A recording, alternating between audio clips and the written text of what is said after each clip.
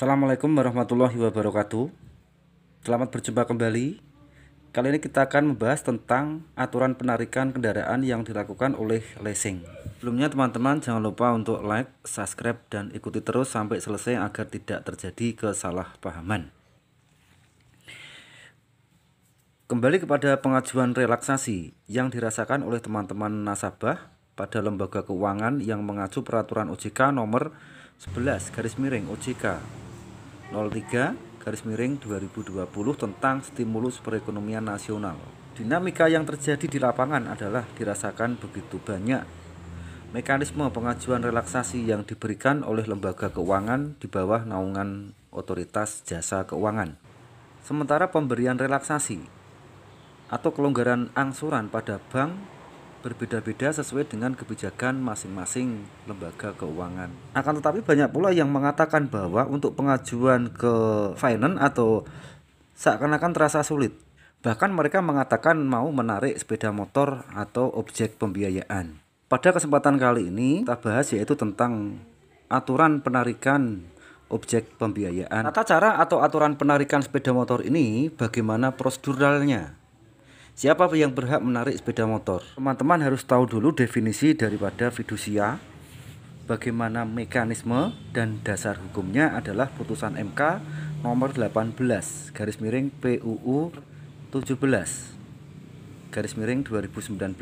MK memutuskan bahwa perusahaan kredit atau leasing tidak dapat mengeksekusi objek jaminan, bahkan perusahaan pembiayaan atau finance atau leasing harus meminta permohonan eksekusi kepada pengadilan.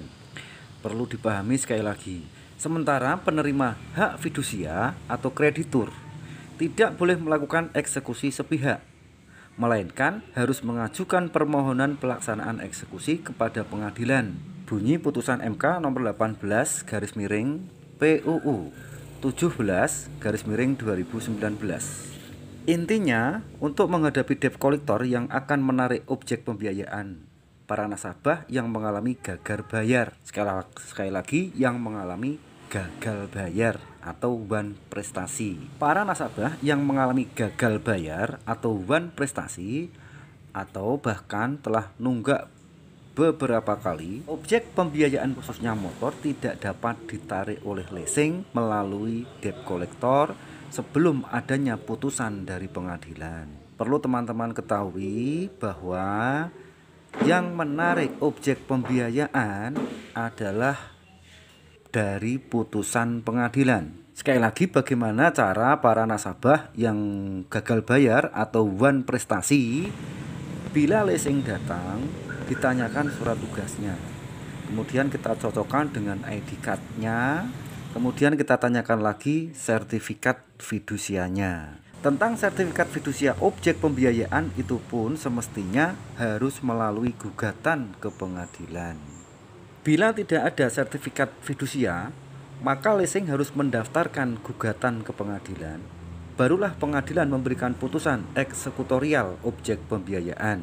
Intinya teman-teman, kita harus menghindari kesewenang-wenangan leasing untuk menarik objek pembiayaan. Jadi sekali lagi, yang berhak untuk menarik objek pembiayaan adalah berdasarkan putusan pengadilan.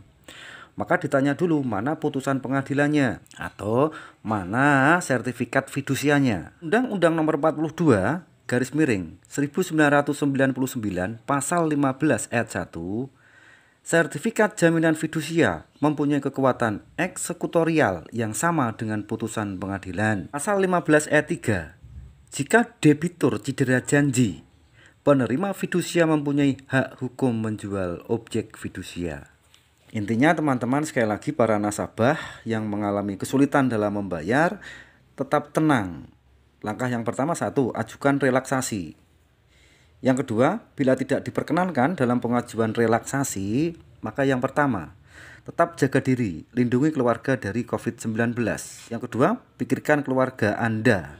Pikirkan keluarga kita agar tetap mereka makan sampai batas waktu yang tidak kita ketahui karena lockdown. Yang ketiga, bila belum pulih perekonomian kita dan belum dapat menunaikan kewajiban membayar angsuran, dan motor mau ditarik sepihak oleh pihak leasing, maka tanyakanlah sertifikat fidusia objek pembiayaan tersebut. Bila tidak ada, katakanlah bahwa eksekutorial atau eksekusi objek pembiayaan hanya dapat dilakukan melalui putusan pengadilan setelah kreditur mengajukan gugatan. Demikian, semoga dapat membantu teman-teman untuk tetap tenang dan untuk tetap waspada dalam menghadapi COVID-19. Wassalamualaikum warahmatullahi wabarakatuh.